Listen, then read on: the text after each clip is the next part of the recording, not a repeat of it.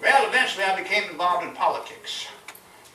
1832, I ran for my first election, and I lost. But I was not discouraged. A few years later, I gave a political speech about the dangers facing our nation, not from a foreign country, but from right here.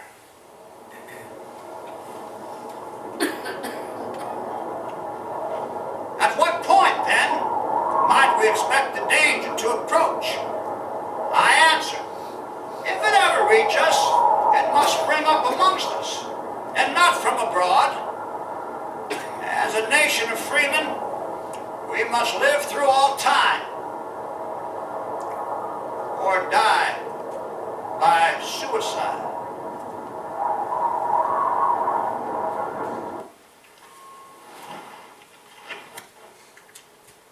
In 1838, another election, Speaker of the Legislature, and in 1838, another loss. Ran again in 1840, and I lost. 1843, another election, another loss. But I was not discouraged. 1848, I ran again. This time I ran against a preacher who invited me to one of his prayer meetings to hear him preach. From the pulpit, this preacher said, the Bible tells us that there has only been one perfect man to ever appear on earth, and says nothing about a perfect woman. From the back, a woman's voice, I know that there has been a perfect woman. I know this because I've heard about her every day for the past 20 years. Who is this perfect woman? My husband's first wife. Then he got his congregation all fired up. All those who wish to go to heaven, please rise. Well, everybody stood up but me. All those who do not wish to go to hell, please rise. Again, I remain seated. It appears everyone here wishes to go to heaven and does not wish to go to hell. May I ask you, Mr. Lincoln, where you wish to go, heaven or hell? I stood up and said, neither. Yet, I'm going to Washington. And I won. Congressman Abe Lincoln. Well, I wasn't very popular in Washington, partially because I opposed the spread of slavery into the new territories to the west. But I really made enemies when I opposed President Polk's Mexican War.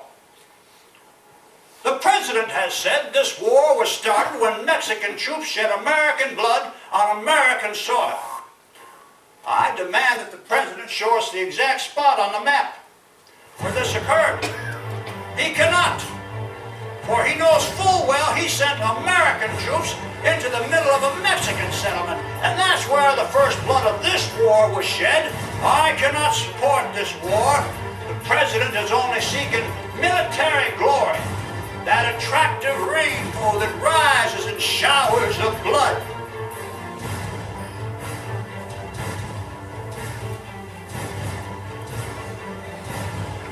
It was an impressive speech, but I was sent home.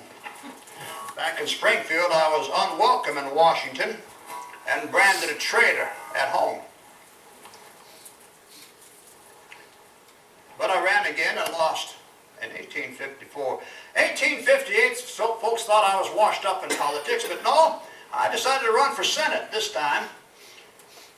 Now, this part of the country was being severely divided over the issue of slavery, whether or not to let it into the territories to the west. Only now this controversy had a face. Ladies and gentlemen, meet Mr. Dred Scott. He was a slave from Missouri whose master took him traveling up in the Free State area, and while he was there, he took his case all the way to the Supreme Court to sue for his freedom, to get his rights as a citizen. The court rejected Mr. Scott's claim, saying not only did they not recognize him as a citizen, but the Supreme Court of the United States did not even recognize Mr. Dred Scott as a human being.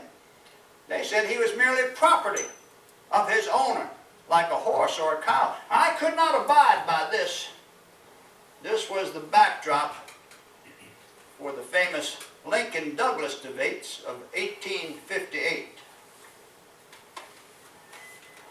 These debates were really something.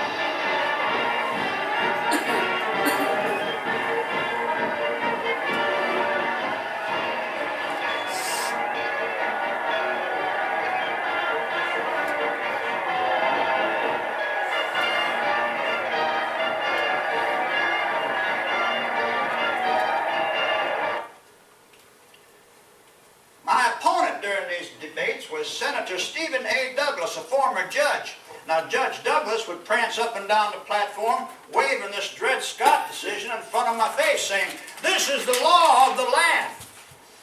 Well, Judge, it simply contradicts the Constitution of the United States, where it says all men are created equal. Now, Judge, it does not say all men are created equal except Negroes. Well, if Mr. Lincoln likes Negroes so much, why doesn't he marry one? Well, now, Judge, just because I would not have a Negro woman as a slave, does not necessarily mean I must take her for a wife. I could just leave her alone. Just as I would not be a slave, I would not be a master. That's my definition of democracy. Now, folks, Judge Douglas has criticized me, saying that I used to work at a grocery store that sold whiskey. Well, folks, that is true. But what the judge didn't tell you is he was my best customer. I would like to leave my fellow citizens with this thought, and I hope the judge is listening. You can fool all of the people some of the time. Some of the people all of the time. But you cannot fool all of the people all of the time. I thank you.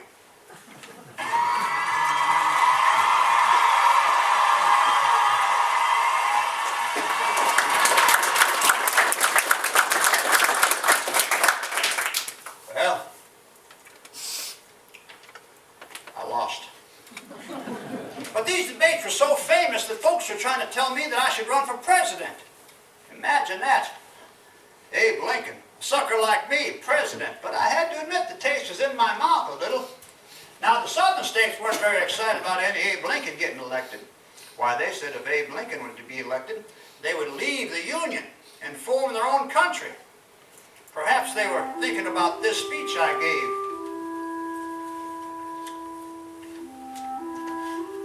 A house divided against itself cannot stand. I do not believe this government can endure permanently, half slave and half free. I do not expect the Union to be dissolved. I do not expect the house to fall. But I do expect that it will cease to be divided. It will become all one thing or all the other.